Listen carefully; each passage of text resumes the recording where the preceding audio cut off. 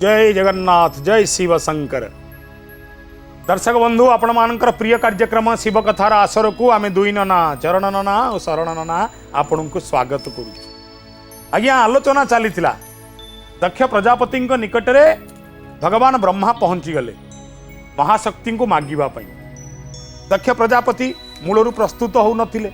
किछि किछि बुझिले। एबे दक्ष प्रजापति पचारे अच्छा प्रकृत में शिव कौन मत टे अल्प वाक्य कहतनी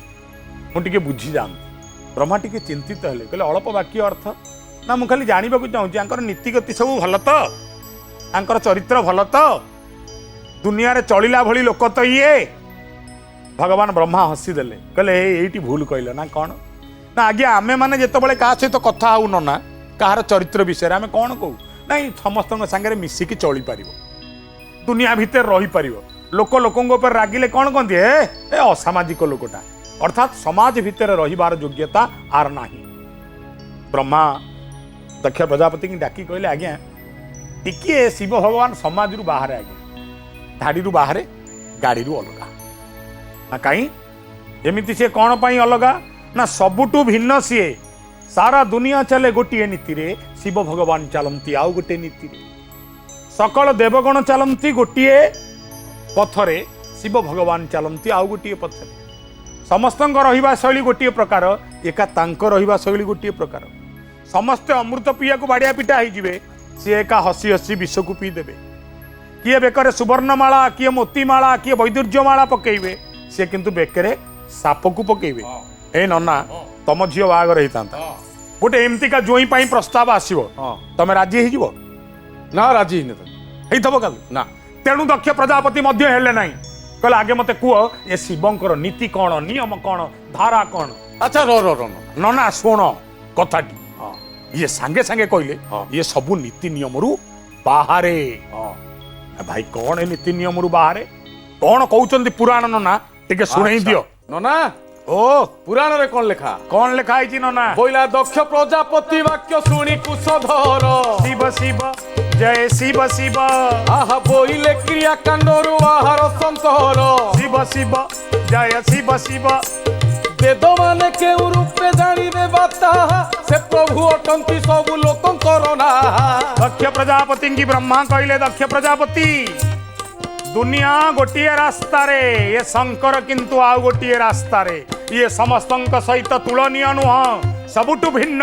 आउ सबुठु अनन्य से सबु देवतांकर ऊपर प्रधान शिव शिव जय शिव शिव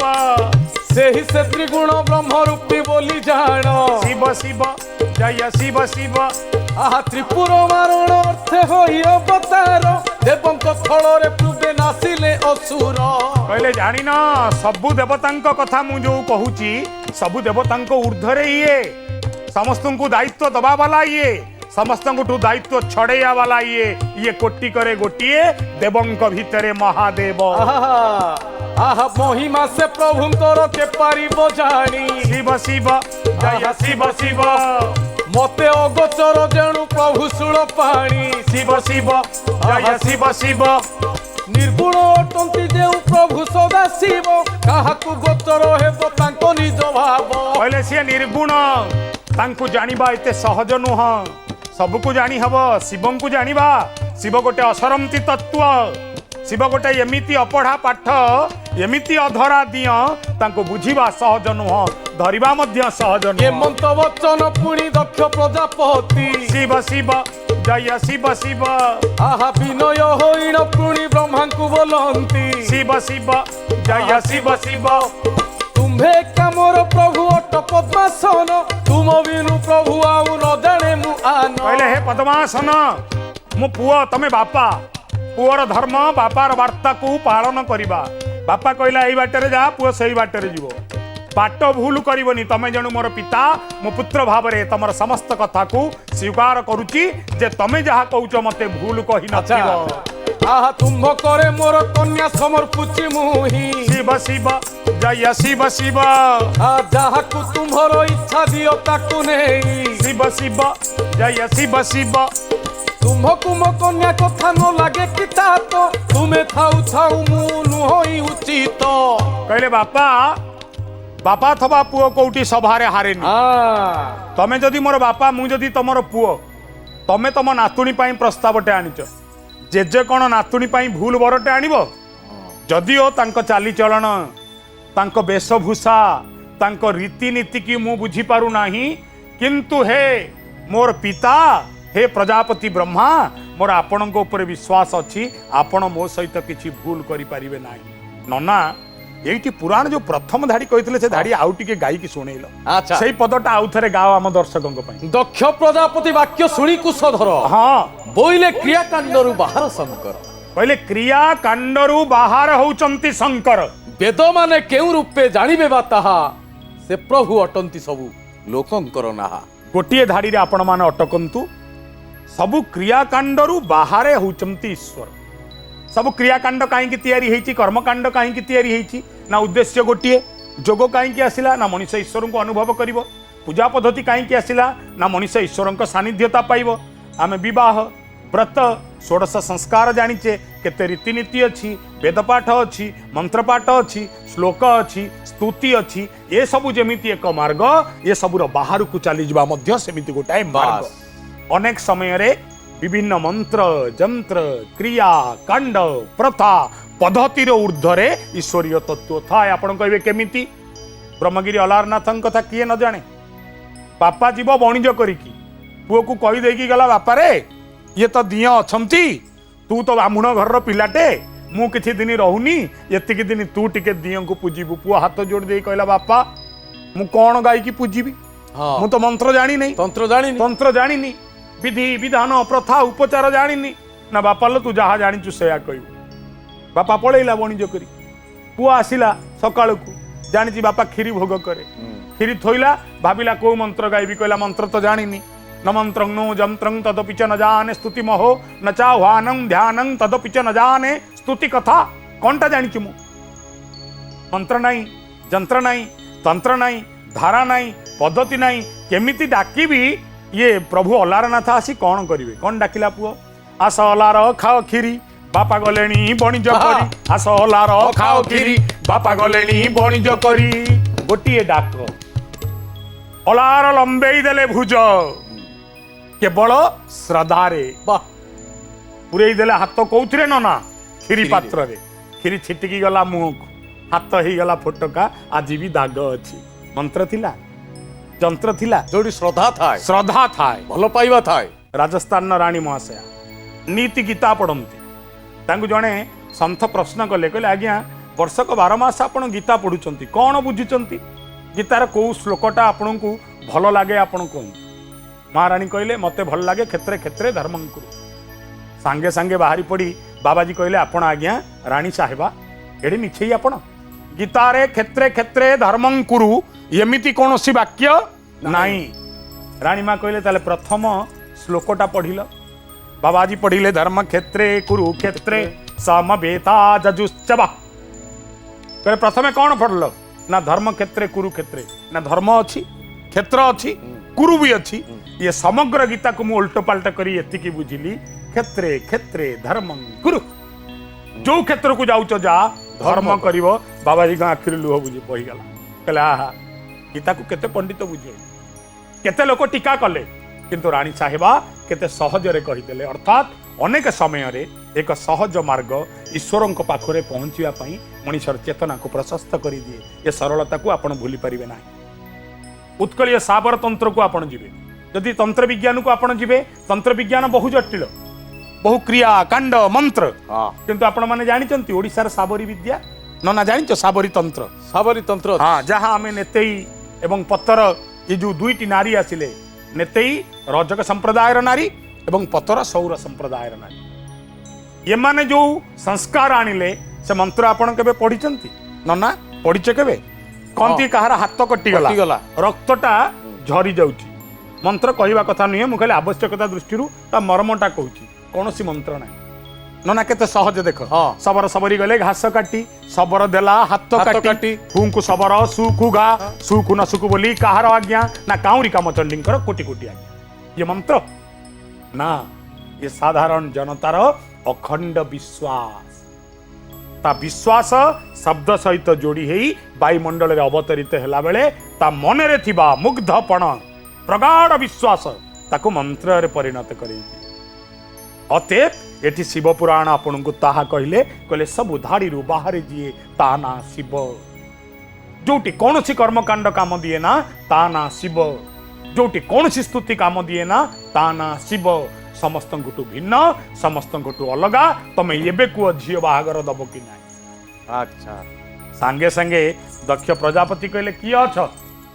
ना कौन हला महाराज ना मो झियो को टिके कन्या बेस सजई दियो आ डेरी करना अच्छा ब्रह्मा कहले तारीख ठीक है ना आपण बा टिकी आगुरु कहिथिले ए शिवर तिथि नाही तारीख नाही प्रथा नाही परंपरा नाही कांड नाही मंत्र नाही ताले तिथि कोठु असला मसाने रहिया वाला तिथि कोन कि अछ मो कन्या को सजाओ मने रखिबे सजाओ श्रृंगार नारी जीवनर एक उज्जवल दिग समस्ते समस्त पिला बेलू को मन पकांतु चारिटा बेले माँ माने केश को सजेइबे माँ माने पुणी थे पाउडर मारी हेबे सिंदूर सजेई हेबे अर्थात अतएव श्रृंगार होउची नारी जीवनर एक महान दिग एइथिपाई नारी समग्र पृथ्वी को सुंदर दिसे जेनु से निजको सुंदर भाव में सजेई जाए कहा जाए जो माने लक्ष्मीवंत नारी से माने निजको विविध अलंकार रे विविध विभव रे सजेई तांती अतएव श्रृंगार कथा आसुची जे दक्ष प्रजापति आज्ञा करूचंती मो झियो को एमिति सजाओ जेमिति आज मो झियो पृथ्वीर सबुठु सुंदरी दिसियो काल विलंब न करी कन्या माने सजौचंती नना केमिति सजौचंती सेटा टिके नना कुह आहा नुपुर पाहुड़ देले पादे आवरण चरण चालन्ते ताहा बाजे ऋण झुण पादरे लेखिले सखी सुरंग अलता 10 अंगुली रे फुटी दिसिला शोभिता पादरे रक्त जबा अलता टिके पिंधेई देले सुंदर रे सजेई देले पाद को रौप्य मुद्रिका माने पिंधेई देले 10 विध अंगूठी रे आउ कोन कोन कले ना तापरे कोन तली पार तल किबा आरक्त नलीन तही भिन्न भिन्न दिशे अष्टादश चिन्ह उंची कुंची पिंधाइले देवांग पतनी सकल शोभाकु तार शोभा गला जीणी जी अलतार रंग बड़ुला हठात चमकी पड़ला कहला अरे ये की तलिपा एमिति तलिपा तो मु देखिनी ये तलिपारे अष्टादश चिन्ह अछि जेणु ये स्वयं होचंती महाशक्ति एणु डेरी न करी जेणु ये देवी आंकु कौन पिंधेइबा ना देवपतनी बास पिंधेई दियो देवपतनी रे अंगाभरण करिदेले महादेवी सतींकर हाँ नना आउ गोटे कौन लिखाई जानी तो तांबूल भुंजाई कले अधर कुरहता दर्पण हस्तरे देई केवल वनिता बोइले के मन्ते दिसु अच्छी देखबे ता बचने सती देवी होइले हरस ए नना कथा तो आगे बाईटी प्रश्न अच्छा नुआ बो घरे ओठ नाली करथबे हाँ कोउथरे करंती आ कौन गोटा एमती नालिया नालिया अच्छी अच्छा कौन ता कहती कौन कहती कुह लिपस्टिक लिपस्टिक हाँ आज्ञा ये सब सिना आज किंतु भारतीय संस्कृति की देखंतु कौन कहले ना तांबूल सेवन करिया को देदेले ओठ नाली पानटाई देदेले जो थरे जर्दा नाही खैर टिकक पड़िछि आ, नाली हजम ହେଇଗଲା शक्ति बढ़िला हाँ। पाटीर सुबास बढ़िला हाँ। ओठ मध्य लाल हो गला महादेवी तांबूल को सेवन कला परे आपणा छाए तांकर ओठ रक्तिम अधर रे परिणत होछि ना आउ कोन हाँ जीवा आहा आलोट चामरे ढाली कहूँ जानते घेनी देखी न परम तोष होइले जननी ए सनक समय रे दक्ष प्रजापति भितरे प्रवेश होई मनु छाड़ी भ्रांति एवं दक्ष प्रजापति कन्या को ए बेसर देखि देई उज्जवल हे उठिला शरीर दक्ष प्रजापति विभोर हे गेले कहला आहा विश्वास होनी ये झियो मोठू जन्म होइतला आज केते बड़ हे गलानी जे दिने मो संसार अंग थिला आज सी आउ का संसार को सजाड़ीबा को जाउछन सबु बापा जीवनर गोटे करुणतम अध्याय निज झियो को विदाय देबा गोटे समय थाए घर अगणा रे ठुकु ठुकु ही चालू थाए झियो तू झियो अली करिवो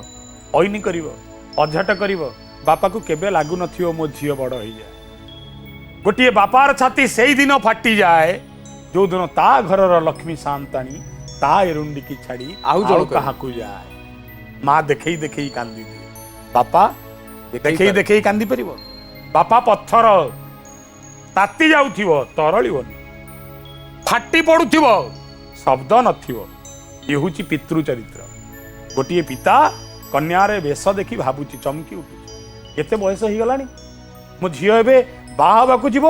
ଆଉ ଗୋଟିଏ ଜାଗାକୁ ଝିଅକୁ ଏତିକି ଦେଖିଦେଇ ପୁଣି ଚାଲି ଆଇଲେ ବ୍ରହ୍ମାଙ୍କ ପାଖକୁ ବ୍ରହ୍ମା କହିଲେ କ'ଣ ହେଲା ଝିଅକୁ ସଜା ହେଉଥିଲା ପରା ଝିଅ ଏବେ ଏତେ ବ୍ୟସ୍ତତା କ'ଣ ପାଇଁ ନା ମୋତେ ଖାଲି ଗୋଟିଏ କଥା କୁହନ୍ତୁ ବାହାଘରଟା କୋଉ ଆଡମ୍ବରରେ କରିବା କେମିତି ଆଡମ୍ବରରେ ଆମେ କରିବା କେତେ ବରଯାତ୍ରୀ ଆସିବେ କେତେ ଦେବାଦେବୀ ନିମନ୍ତ୍ରିତ ହେବେ ମୋର ବିପୁଳ ଅର୍ଥ ବିଭବ ଧନ ମୁଁ ସବୁ ଖର୍ଚ୍ଚ କରିଦେବାକୁ ରାଜି ଆପଣ ପିତା ହିସାବରେ କ'ଣ ଆଡମ୍ବର କରୁଛନ୍ତି କରନ୍ତୁ କହିଲେ ନା ନା ନା ନା ନା କୋଉ ଯୋଜନା ତମେ କରୁଛ କୁହ ଶିବ କ'ଣ ଯୋଜନାରେ ଥାନ୍ତି ସବୁ ଯୋଜନାର ଉର୍ଦ୍ଧ୍ୱରେ ସବୁ ଧାରାର ଉର୍ଦ୍ଧ୍ୱରେ ନା ଆଜ୍ଞା ମନ୍ତ୍ରରେ ସିନା ନଥାନ୍ତି ନୀତି ନିୟମରେ ସିନା ନଥାନ୍ତି ଗୋଟିଏ ପର କୂଳକୁ ମୁଁ କନ୍ୟାଟା ଦେବି ବିବାହ ହବନି ନା ଶିବ ବାହା ହେବାକୁ ରାଜି ହେବେ ନାହିଁ ନା ତାହେଲେ କେମିତି କ'ଣ ହବ ନା କନ୍ୟା କେବଳ ମୋ ସହିତ ଯିବ ମୁଁ ନେଇ ଶିବଙ୍କୁ ଅର୍ପଣ କରିଦେବି ଚମକି ପଡ଼ିଲେ ଦକ୍ଷ କହିଲେ ଏମିତିକା ବାପା ମୁଁ କନ୍ୟାଟାଏ ରଖିଛି ତା ବିବାହ ମୁଁ କରିବିନି ସିଧା ନେଇ ଜୋଇଙ୍କ ଘରେ ଥୋଇ ଦେଇକି ଆସିବି ବଢିଆ ହେଲା ନା କ'ଣ ଭଲ ହେଲା ଆରେ ଝିଅ ଘର ଲୋକ ହଁ ହଁ ଇରେ ଏତେ ଲକ୍ଷ ଲକ୍ଷ ମୁନି ଋଷି ସମସ୍ତେ ଆସିବେ ଆଉ ତାଙ୍କ ପାଇଁ ଫଳ ମୂଳ ଏତେ କୋଉଠୁ ଆସିବ ଏତେ ଗଛ କାହିଁ ଏଇ ଚିନ୍ତା ତମକୁ ପଡିଛି ଆଉ? ନୁହଁ କ'ଣ ଘଟଣା ଖରାପ? ଯାଇ କୋଉଠି ଉଠିଲାଣି ଶୁଣ ନା ଦକ୍ଷ ପ୍ରଜାପତିଙ୍କର ଚିନ୍ତା ବଢିଗଲା କହିଲେ ବାପା ମୁଁ ତମର ମାନସ ପୁତ୍ର ତମେ ବ୍ରହ୍ମା ତୁଂ ବ୍ରହ୍ମା ଚତୁର୍ମୁଖସ୍ୟ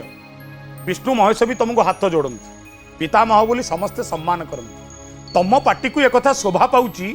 ତମ ନାତୁଣୀକି ତମେ ବିବାହ କରେଇବ କିନ୍ତୁ ବିବାହର ନୀତି ପାଳନ ହବ ନାହିଁ ମୁଁ କନ୍ୟାଦାନ କରିବିନି କିନ୍ତୁ ଜୋଇଁକୁ ଗ୍ରହଣ କରିବି ମାନସିକ ଭାବରେ ଇଏ କେମିତି କଥା ତମେ ଭୁଲ କହୁଛ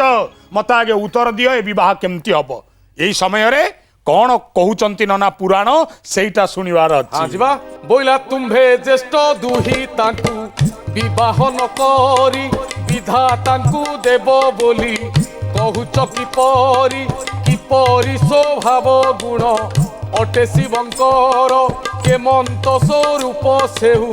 କେଡ଼େ ସୁନ୍ଦର ଦକ୍ଷ ପ୍ରଜାପତି କହିଲେ ବୁଝିଲେ ପ୍ରକୃତରେ ଏ ଜ୍ୱାଇଁକି ଦେଇଦେଲେ କନ୍ୟା ଆମର ଗୋଟେ ବଡ ଭୁଲ ହେଇଯିବ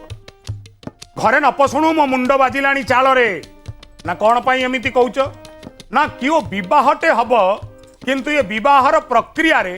ଯଦି ବୈଦିକ ମନ୍ତ୍ର ଟିକେ ହବ ନାହିଁ ବାର ବନ୍ଧୁ ମୋ ଦୁଆରକୁ ଆସିବେ ନାହିଁ ଯୋଉ ଶିବ ଏହାକୁ ବିରୋଧ କରୁଛନ୍ତି ସେଇ ଶିବ ଭଳିଆ ଜୋଇଁକି କାହିଁ ମୋ ମନ ମାନୁ ନାହିଁ ତାପରେ କ'ଣ ଲେଖା ନା କ'ଣ ଲେଖା ହେଲା ବୋଇଲା ପୁନର୍ପିତାଙ୍କର ଘରେ ଅଛି କେତେ ଧନ ତା ନୟନ ଦେଖି ନାହିଁ ଶୁଣି ନାହିଁ କାନ ଅନ୍ଧାରେ ବନକୁ ଗଲା ପରିମୂଢ଼ ଲୋକ କିପରି କରୁଛ ଏହା ହରାଇ ବିବେକ ଆଜ୍ଞା ଯୋଉ ପୁଅଟେ ବାହା ହବ ଯିଏ ମୋ ଜୋଇଁ ହବ ଛାଡ଼ ସିଏ ତ ମଶାଣିରେ ରହୁଛି ନିଶାଚର ସିଏ ରାତି ଯାକ ଚରୁଥାଏ ମଶାଣି ଭିତରେ ବଞ୍ଚିଥାଏ ତାର ସିନା କିଛି ନାହିଁ ମୁଁ ବା ଦକ୍ଷ ପ୍ରଜାପତି ଅଖଣ୍ଡ ସମ୍ପତ୍ତି ମୋର ମୁଁ ମାନବ ଯୋନିରୁ ଜନ୍ମ ହେଇନି ମୁଁ ବ୍ରହ୍ମାଙ୍କ ମାନସ ପୁତ୍ର ମୋ ସ୍ୱାଭିମାନ ମୁଁ ରକ୍ଷା କରିବି ଯଦି ମୋ କନ୍ୟାକୁ ରାଜକୀୟ ପଦ୍ଧତିରେ ବିବାହ କରିବେ ତେବେ ବିବାହ ହବ ନହେଲେ ନାହିଁ ବିବାହ ହେଇପାରିବ ନାହିଁ ପ୍ରଜାପତି ବୋଇଲେ ଶୁଣ ପ୍ରାଣ ବନ୍ଧୁ ସାକ୍ଷାତ ଶ୍ରୀ ସଦାଶିବ କୃପା ଜଳ ସିନ୍ଧୁ ଦେବତାଙ୍କ ଉପରେ ସେ ଅଟନ୍ତି ଠାକୁର ମହିମା ତାଙ୍କର ନୁହେଁ ଜ୍ଞାନୀଙ୍କୁ ଗୋଚର ଦକ୍ଷ ପ୍ରଜାପତି ଦି ଜଣ ପ୍ରଜାପତି କଥା ହଉଛନ୍ତି ମନେ ରଖିବେ ଜଣେ ଦକ୍ଷ ପ୍ରଜାପତି ଯିଏ ମାନବୀୟ ଆଉ ଜଣେ ଦୈବୀ ସତ୍ତା ବ୍ରହ୍ମା ବ୍ରହ୍ମା କହୁଛନ୍ତି ଦକ୍ଷ ପ୍ରଜାପତି ପୁତ୍ର ମୋର ଟିକେ ଧୈର୍ଯ୍ୟ ଧର ନା କ'ଣ ନା ତମେ ଯାହା ବିଷୟରେ କହୁଛ ତାକୁ ମାନବ ଭାବିଛ କି ସେ ମାନବ ନୁହଁ ସକଳ ତତ୍ତ୍ୱର ଉର୍ଦ୍ଧ୍ୱରେ ସକଳ ବିଚାର ଉର୍ଦ୍ଧ୍ୱରେ ସେ କୃପାମୟ ସଦାଶିବ 14 ବ୍ରହ୍ମାଣ୍ଡ ଯାହା ଠାରୁ ଜନମଇ ତାଙ୍କ ଗୁଣ କୀର୍ତ୍ତି କଥା କେ ପାରିବ କହି ଏଥକୁ ମନରେ ସଖୀ ନଘେନ ଗୋଆନ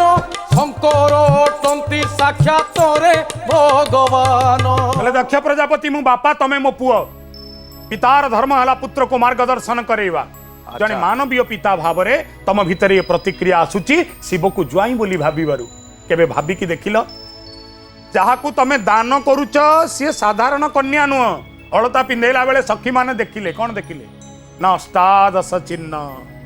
जहाँ पादरे अष्टादश चिन्ह से तम कूଳରେ जन्म ହେଇଛି यार अर्थ नुह तमे तार बापा अखिल जगतर जन्मदात्री किए तमर जीए कन्या ये साक्षात जोग माया आ कन्या जहाँ को संप्रदान करिव सीए 14 भुवनर मालिक ब्रह्मा विष्णु जोटी विनम्र मुद्रा ठिया हुंती ये सीमित भावना बाहरी आस जहाँ सदाशिवंकर इच्छा ताहा ही पूर्ण हो यदि प्रकृत रे तमे मोर पुत्र पितार आज्ञा को पालन कर सुपुत्र कौन करे पिता जहाँ कहिबे ताहा पालन करे आ भूल ठीक रे अंक कसे नाही पिता स्वर्ग पिता सत्य पिता ही परम तप पितरी प्रीतिमात्पन्ने पिजमते सर्वदेवता कहले बापा ठीक अच्छी कन्याटी को सिना दान करी दान कला बेले मु तो मो धर्म पालन करी ना कौन ना गेले रे मो कन्या बढ़ी बयसरे बढ़ी पाद तार तले लगिनी केबे भी आज पर घर को जीव कन्या तो मोर रोसई शिखिनी शाशु ससुर बंधु बांधव एमान को केमिति चर्चा करिव जानी नहीं डाकिले निज पत्नी गण को कहले आस आस ना कौन ना कन्या जेतबेले शाशु घर को जाउची ता पूर्वरु ताकु सब संठणा शिखई दियो ताकु सब नीति नियम शिखई दियो आज ये परंपरा नाही आगुरु गोटे समय थिला उत्कलीय परंपरा रे झियोटा बा हबो रोसई शिखिबो सिलेई शिखिबो हां सिए तो अलगा ना हाथ काम सब शिखिकी जाउतिला ना शिखिकी तो जीव हां आ गोटे प्रथा थिला ताकु कोंती खियाण खाइबा हां खियाण खाइबा माने कन्या तार जेते बंधु घर समस्तक घर को जीव हां सब बंधु घर लोक माने विविध खाद्य पसरा श्रद्धार सहित वाड़ी देवे झिया खाउथिबो पाखरे बसिथिबा गुरुजन जनक शिखौथिबो संस्कार आलो जीबू ननंद को अलता पिंधेई दउ शाशुर मुंड कुंडेई दउ ससुर को सकाळे चा दउ प्रथमे कई दिन शाशु ससुर पादर को मुंडिया मारिबू नीति प्रणिपात करिबू तापरे जमा मुंडिया मारिबुनु कोन सकाळू शाशु संगे मझिरे मझिरे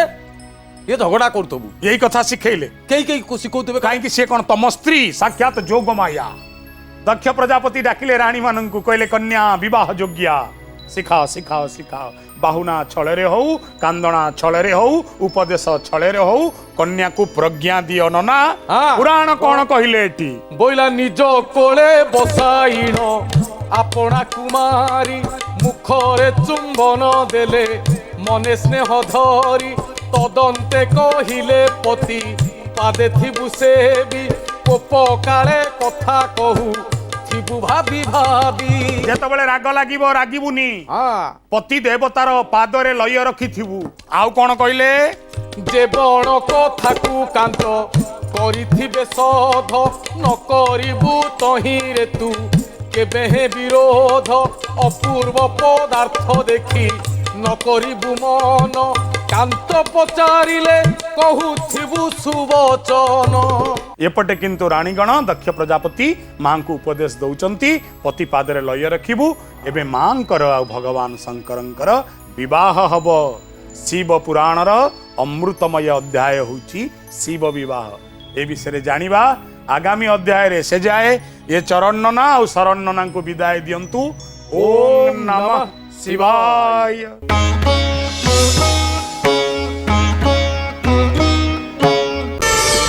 प्रार्थना आम आनंदर उत्स।